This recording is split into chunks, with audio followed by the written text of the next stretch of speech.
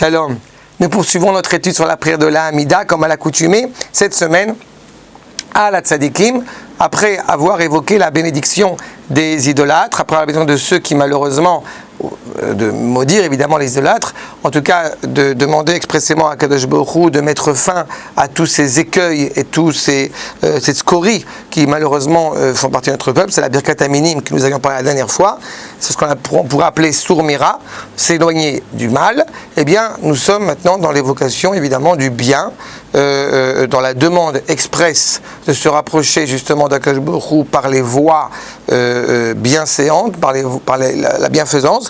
Et c'est justement ce qui est exprimé en disant à la tzadikim, ve à la chassidim, val sherit amecha bet Israël.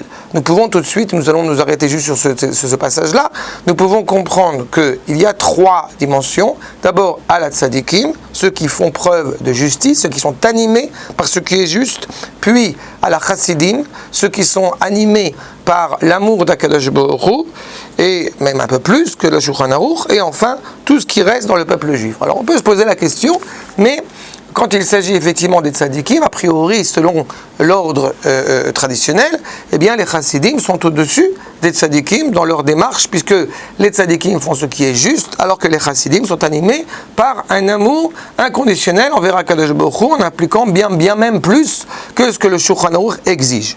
Eh bien, pour répondre à cette question, tout d'abord, il nous faut comprendre que celui qui agit avec chassidout, eh bien, il n'a pas l'impression qu'il agit avec chassidout. Il agit avec justice. L'amour d'Akadosh Baruch Hu n'est pas, encore une fois, la recherche d'un intérêt. Ça, c'est une première disposition. Quand il s'agit des tzadikim, on parle évidemment de nos dirigeants, on parle de ceux qui sont à notre tête. Si justement, dans ce qui reste dans le peuple juif, qui ne sont pas forcément animés par cette justice, ou même cet amour inconditionnel d'Akadosh Baruch Hu, qui n'ont pas la capacité première à agir de la sorte, il n'empêche qu'en souhaitant que ce soit les tzadikim, que ceux qui sont justes, que ceux qui sont animés par l'amour d'Akadosh Baruch Hu, eh bien, ce soit eux qui soient à la tête, ce soit ceux qui, au bout du compte, soient les dirigeants, les lumières de la nation, c'est la preuve que la personne est naturellement animée par le bien. C'est pour ça, pour que cette bracha, après être déconnectée, après être libérée de toutes les formes d'idolâtrie, eh bien justement, nous mettons en avant la volonté de justice pour tout ton peuple. Ve'al amecha bet Israël, la maison d'Israël. De la même manière que les tzadikim et les chassidim n'agissent pas au niveau individuel, mais au contraire, ils agissent au niveau du peuple. Ve'al pletat bet sofrehem. Et même justement tout ce qui reste, qu'on puisse pletat bet sofrehem, ce qui signifie qu'au bout du compte, de la même manière qu'on rappelle le Midrash, quand on rentre dans une usine qui prépare des pots de téphilin, qui prépare des pots de Sifrei Torah, même si on n'a rien touché, même si on n'a rien acheté, il en sort une odeur nauséabonde. A l'inverse, quand on rentre dans une parfumerie, même sans rien acheter, eh bien, on a une odeur agréable.